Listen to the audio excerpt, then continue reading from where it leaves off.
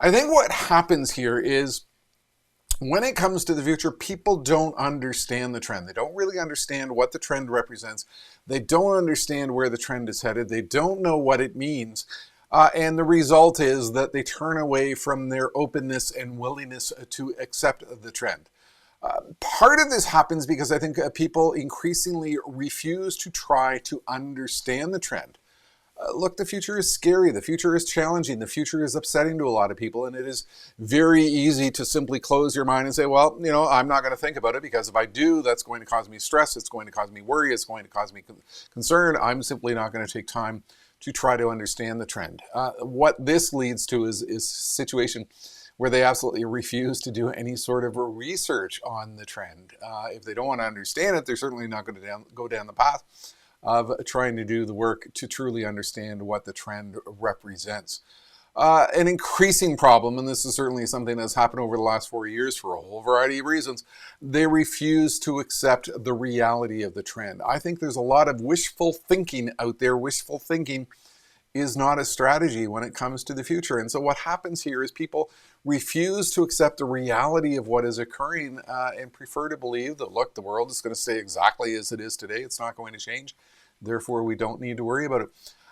A common issue today with people not really appreciating what is happening with the future, they don't really understand the speed with which the trend is coming about. And electric vehicles are the perfect example. I've been talking about this on stage for at least 10 or 15 years. It's been out there, it's been percolating, but we now have so much momentum happening around this trend where governments are announcing big, bold goals to eliminate internal combustion engines by a certain date. We have a rush where virtually every major automotive manufacturer said, look, we're getting out of the business of diesel and gas and we're going to focus on electric.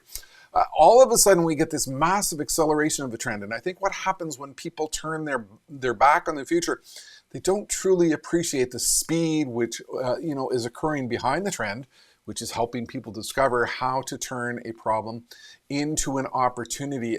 They develop mental blocks and they can't remove that mental block about the trend. They disbelieve the trend. They don't believe the reality of the trend. They make up their own reality. This allows them to put in a mental block because they're focused on an older trend. They think the world is going to stay as it was in the past, and they're not really thinking about where it might go in the future.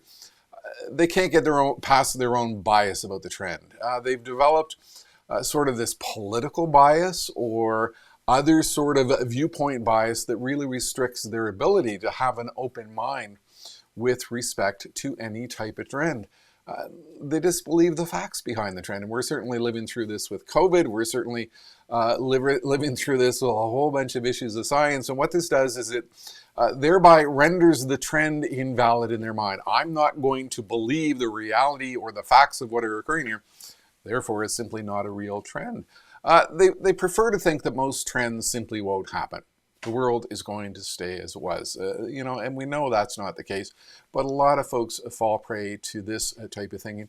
Their very narrow viewpoint doesn't allow them to see the vast impact of the trend. And look, my tagline is think big, start small, scale fast. You got to think really big about the future because we are truly living through transformative times. And I think what happens to a lot of folks, they simply think too small and they can't really understand the vast scope, the sweeping impact of these major trends which are unfolding all around us. And then the last one, they simply dislike trends. I've noticed in my audience over the years that there is more negativity about the future.